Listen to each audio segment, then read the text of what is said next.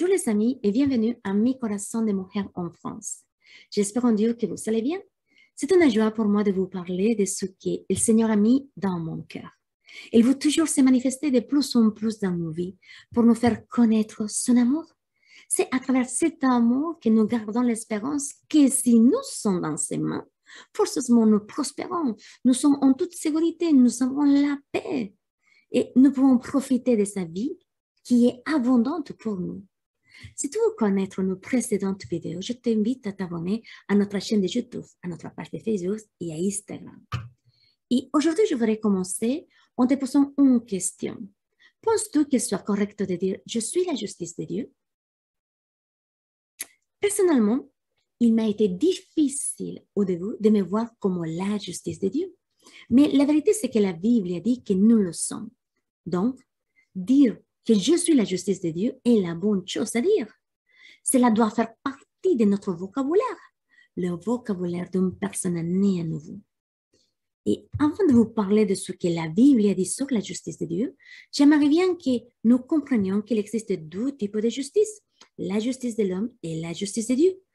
Aux yeux de l'homme, la justice, c'est quand un homme a un bon comportement, il fait de bonnes actions. Et cela fait de lui une personne juste.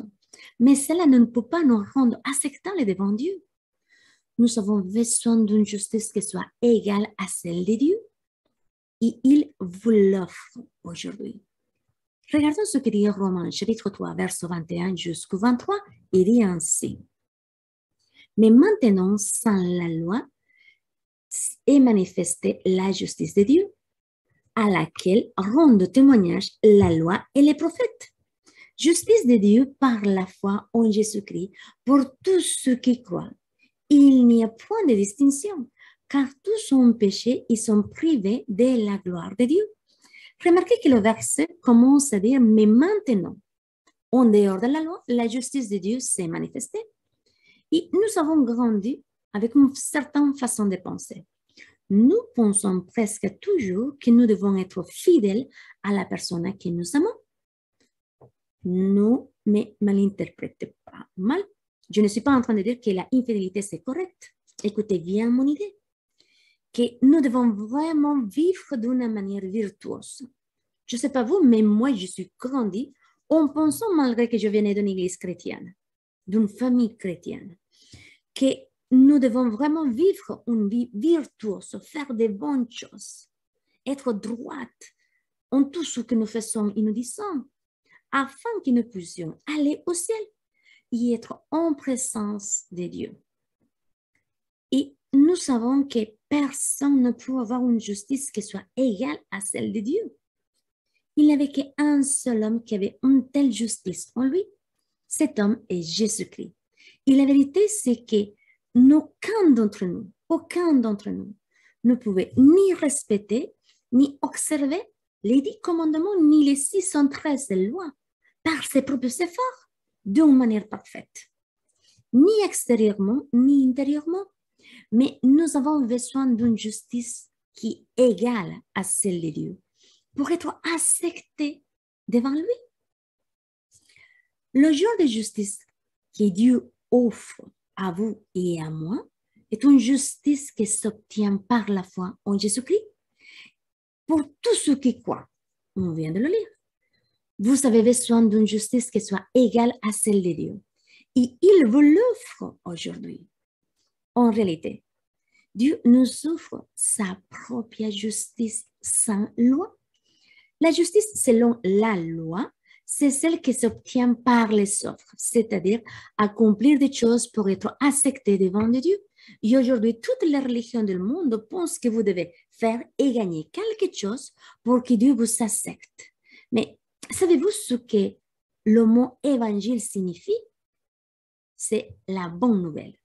Et la bonne nouvelle de l'évangile, c'est que Dieu offre sa justice propre et son acceptation à tous ceux qui croient en ce que Jésus-Christ a accompli.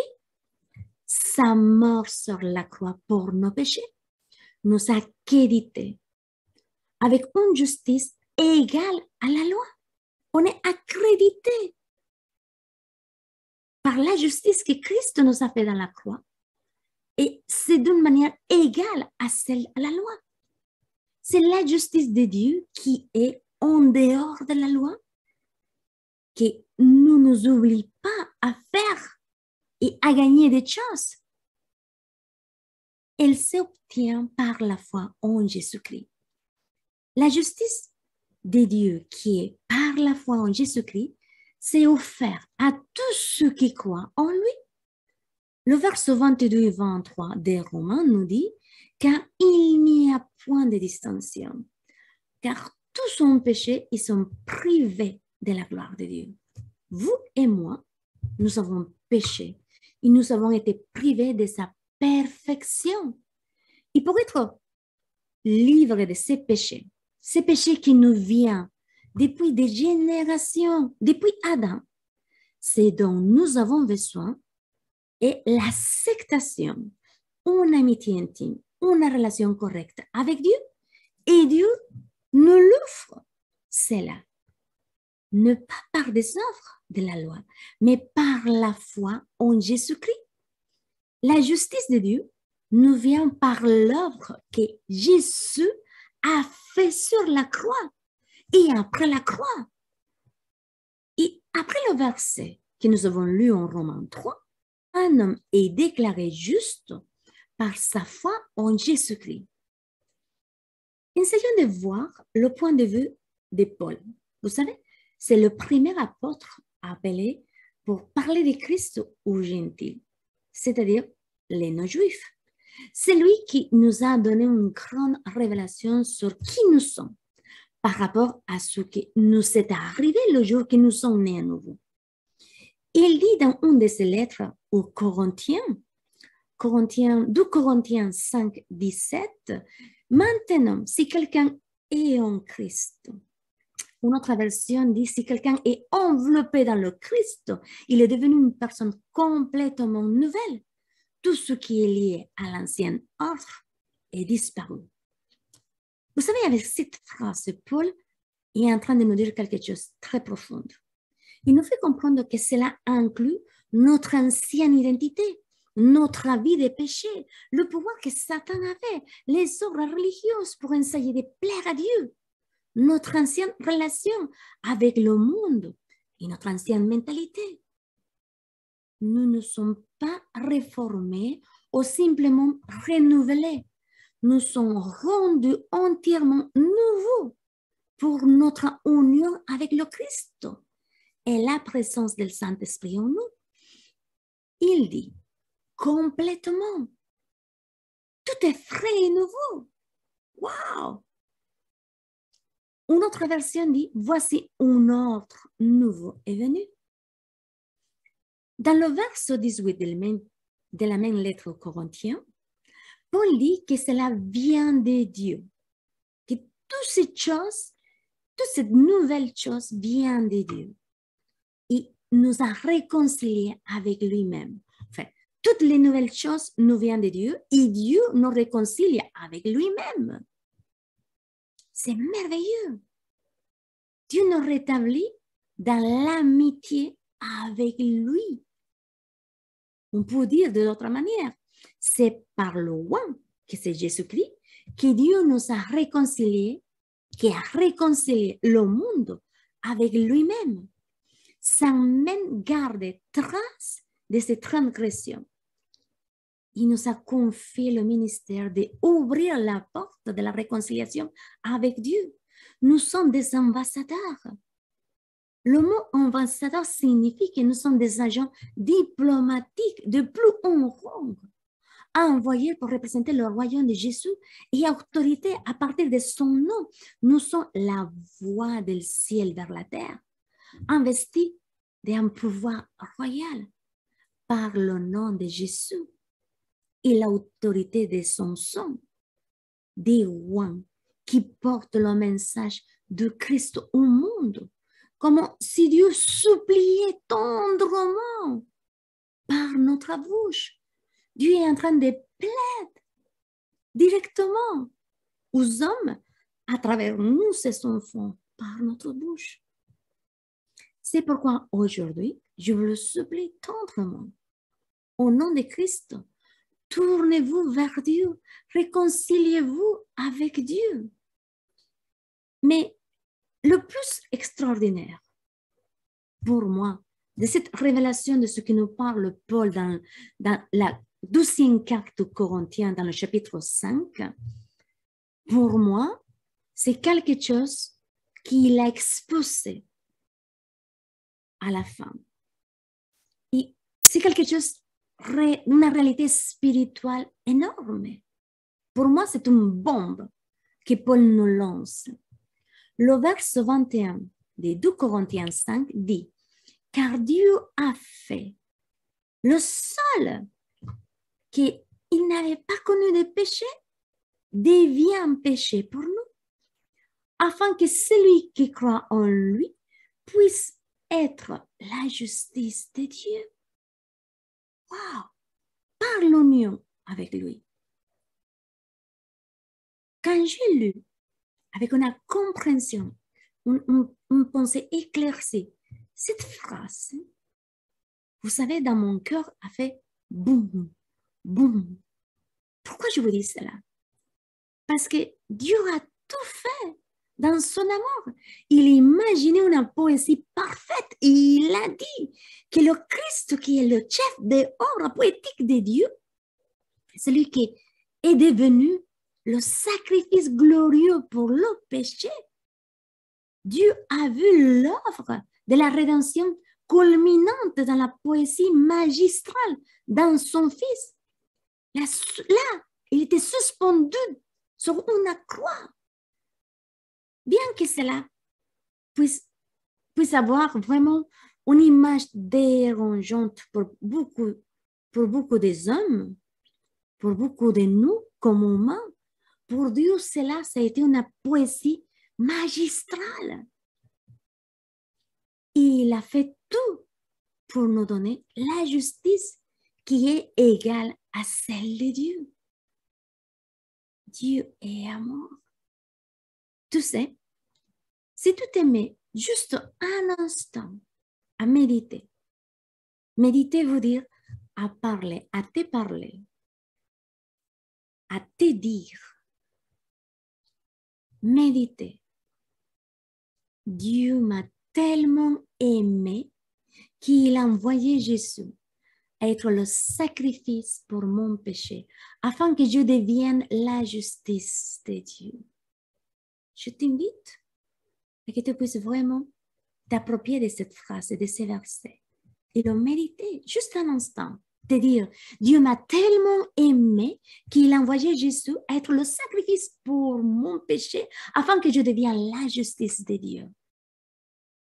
Et je suis sûre que dans ton cœur, toi aussi tu vas entendre. C'est bon. Et oui, les amis, c'était une des choses que Jésus-Christ a fait pour amour. Par son sacrifice, nous devenions la justice de Dieu par notre union avec Jésus-Christ.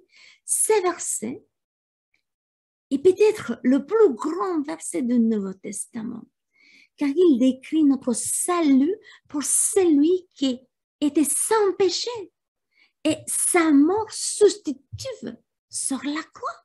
C'était nous que nous devions être dans la croix, mais lui qui n'a pas connu de péché a devenu péché. À la croix, un merveilleux échange divin a eu lieu.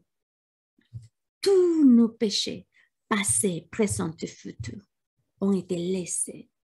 Notre culpabilité a été enlevée et disparue pour toujours. Et nous sommes partis avec toute la justice de Dieu en nous. Je ne sais pas ce que ces paroles font en toi, mais pour moi, ça me rend de bonheur.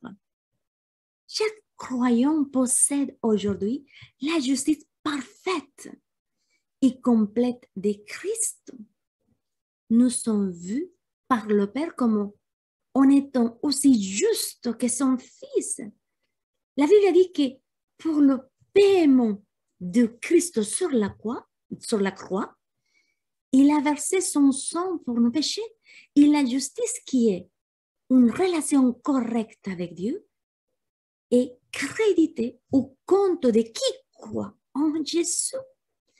Dieu vous offre le don de la justice, le cadeau d'une bonne relation avec lui, le cadeau à un prix, mais ne l'écoute pas au destinataire. Toi et moi, nous sommes les destinataires et nous n'avons pas payé rien et nous obtenons tout. Dieu a amené cette justice à notre portée par la foi en Jésus-Christ et elle nous a été donnée gratuitement. Jésus a rendu dans son cœur tous les péchés présents, passés et futurs de toute l'humanité. En d'autres termes, c'est pourquoi il est devenu un péché pour nous, afin que nous qui on est en train de croire en lui, nous pouvons être la justice de Dieu. C'est merveilleux. Alors la justice, donc, nous avons besoin pour nous approcher de Dieu, et la justice que nous savons et que nous devons faire rien pour l'obtenir, ce n'est pas par les œuvres, c'est pour ce que Christ a fait déjà dans la croix.